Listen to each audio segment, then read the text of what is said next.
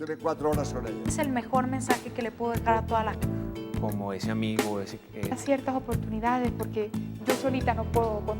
cultivar una sensación de paz y de tranquilidad espiritual. Aprendamos a amar a nuestros niños, a respetarlos. Orando y pidiendo perdón. Yo pienso que cuando hay sanidad y hay orden, hay como respeto hacia ti mismo. Duro para llevar este mensaje de fe, de amor, de esperanza, de salvación. Yo me levanto con una energía impresionante, yo digo que eso es Dios, o sea...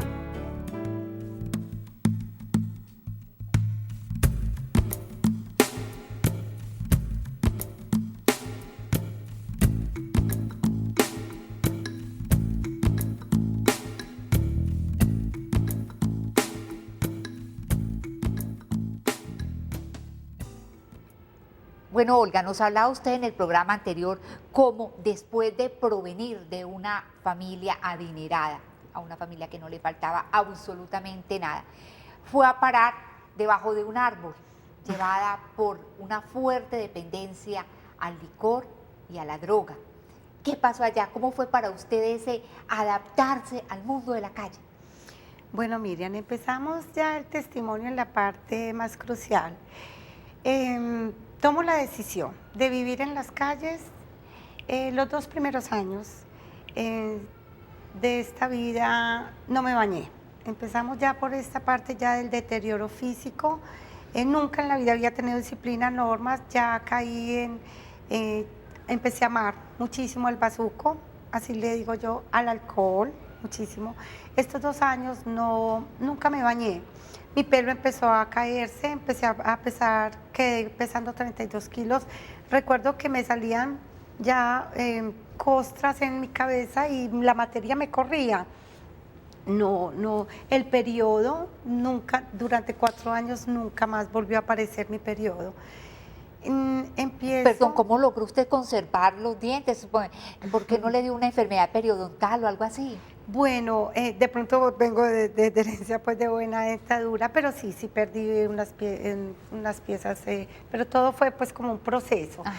Empiezo a vivir las películas de la calle, o sea, empiezo ya a meterme en este cuento, empecé a ejercer la mendicidad, pero de una manera muy tímida, muy miedosa. Estos 2 años era la drogadicta de la calle, pero la miedosa, la que muchas personas, la sociedad, la policía, empezaron a tener abusos conmigo. Empecé a vivir ya lo que era el maltrato real, no el maltrato que yo me estaba dando obviamente a mí misma, con el consumo, con la mendicidad, sino ya el maltrato físico de la sociedad y de la policía. A usted la violaron incluso, ¿cierto? Sí. Y yo creo que la vejaron de muchas maneras. Fue brutal. La primera vez fue en el árbol, porque como era en un punto estratégico del Cerro Nutivar, en uno de esos mangas, vi un robo. O sea, estaba yo sentada consumiendo y estaban robando a mí. No, pues me daba 8 que 80 si robaban o no robaban. Y estas personas se dieron cuenta que yo había visto. Después subieron con unas minibús y me golpearon muchísimo y ellos 2 me violaron cruelmente. La otra violación fueron 4 personas. Me montaron en un carro, yo pues andaba descalza, pues con unos cuantos andrajos y acabé en un cerro. Me dejaron, las 4 personas me violaron. Fue doloroso porque durante la violación me maltrataron, me golpearon con palos, me golpearon con ramas. Fue un momento muy fuerte. Sí, acá se me llevaron la ropita que tenía, se montaron en el carro, sí, recuerdo, muertos de la risa y arrancaron en el carro. Yo quedé en una manga, no sabía dónde estaba porque cuando ellos me violaron yo estaba muy drogada y estaba muy borracha y sé que quedé totalmente desnuda. Me encontró un vigilante de esa zona privado con un perro, llamó la policía pues esto fue fatal realmente. Me sugerían centros de rehabilitación, yo no, yo tengo mi árbol, ¿dónde vive? Debajo de un árbol, decía yo. Mis 9 años restantes fueron de mucha Fue una demencia, pero estos 2 años fueron de una demencia fatal. Usted por esa época, no sé si fue después de los 2 años o no sé, fue a un centro que ayuda a las personas de la calle acá en la ciudad de Medellín, Centro Día. Y allá en esa institución tomó una decisión muy importante. A ver, Centro Día me recoge un día debajo de un puente porque yo a veces dormía en el árbol, a veces cuando dormía en el árbol o me cogía muy borracha, me acostaba ahí en el rompoint de la 33 que hay una, para ir a San Diego, que hay una bomba. Me acostaba ahí debajo del puente y dormía. Un día me desperté y vi unos guantes blancos, vi policía y subo hacia un camión. Yo dije, Dios mío, ¿qué me van a hacer? No sabía que existía Centro Día y me recogieron para bañarme y llevarme a Centro Día. Fue fatal, estaba bañada allí. Llego a Centro Día, ese día me bañan, salgo de Centro Día y me dediqué ese día a mendigar. Estaba muy drogada, pero recuerdo que tomé una decisión. Dije, nunca más en mi vida voy a volver a llorar, porque estos 2 años yo me lamentaba mucho por mi pasado, por lo que yo no había podido ser de mi pasado. Lamentaba mucho el no tener a mi hijo, no tener a mi familia. Era pues como ese garrote que se dan muchos drogadictos en la calle. Y fui radical, dije, nunca más vuelvo a llorar, nunca más vuelvo a reír, ni por mi familia, ni por ningún motivo.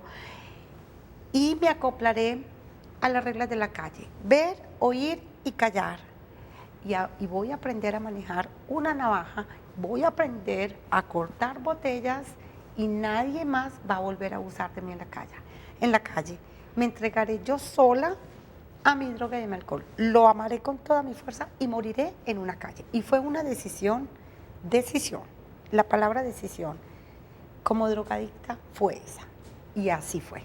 Y así fue. A usted le decían en la calle mi sol. Sí. Pero no era para nada un solecito, porque usted andaba armada, Sí. aprendió, como dice, a quebrar botella e incluso cuenta que varias veces vio cómo mataban a personas que caían a los pies suyos y usted Miriam. con total indiferencia, como si no pasara nada. Sí, mira, indirecta o indirectamente llegué a participar de muertes, ¿cierto? No llegué a matar.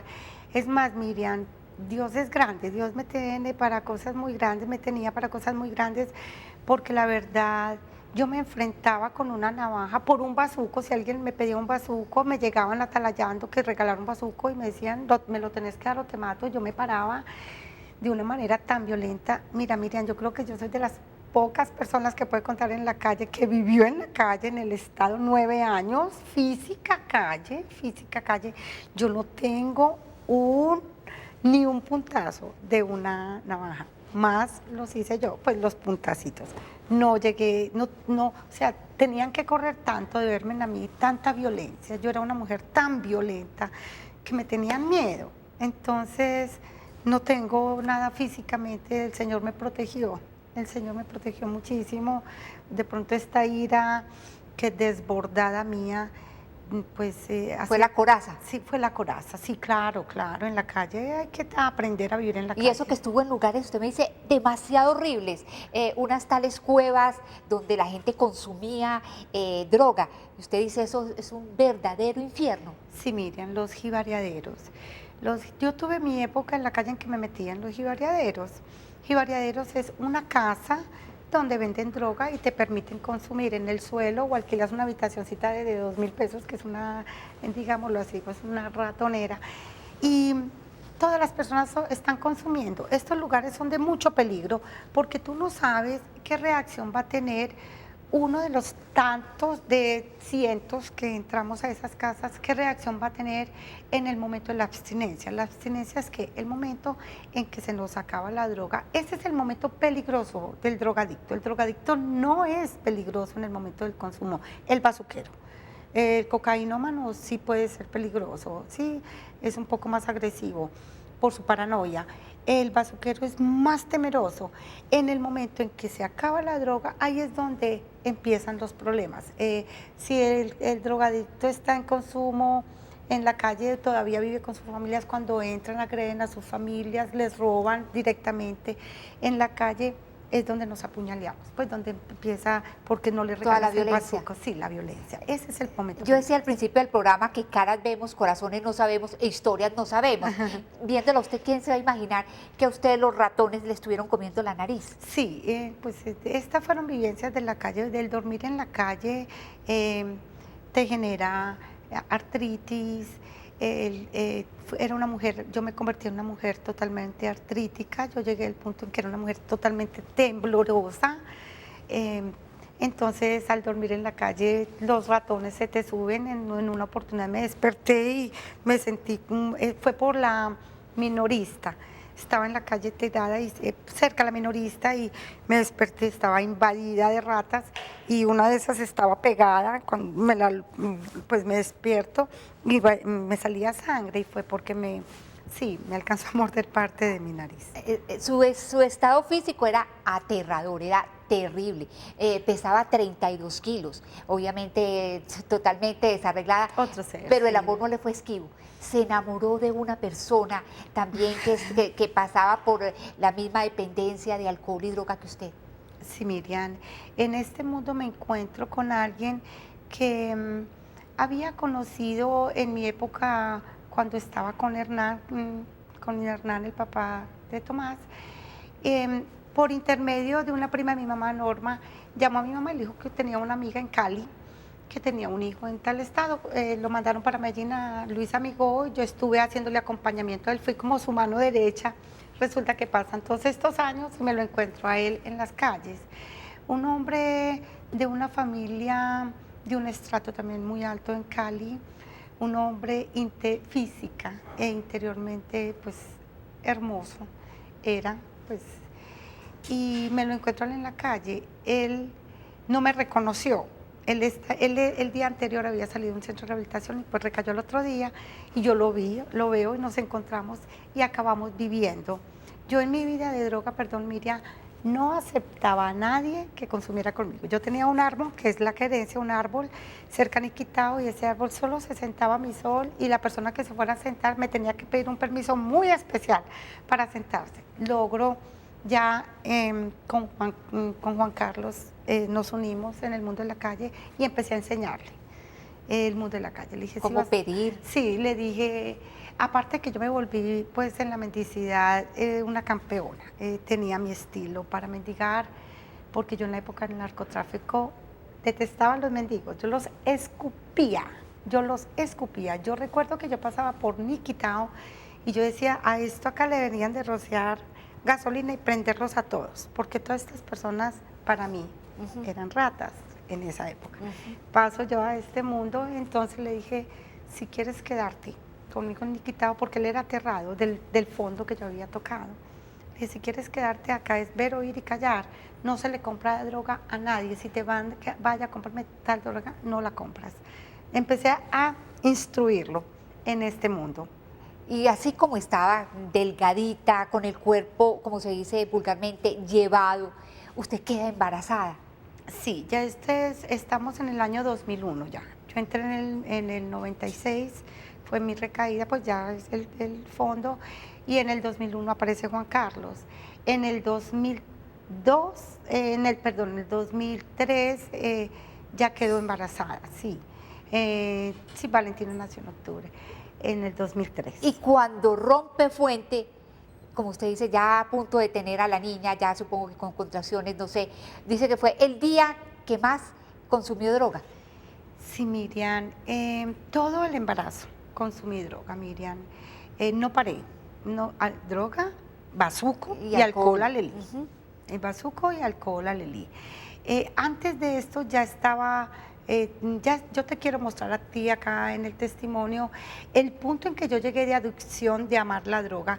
Yo ya no controlaba esfínter. Yo en el momento en que iba a comprar la droga, me defecaba o me orinaba de la ansiedad, Miriam. Demasiado mal. O sea, ya había, claro, Total. yo realmente era una paciente irrecuperable.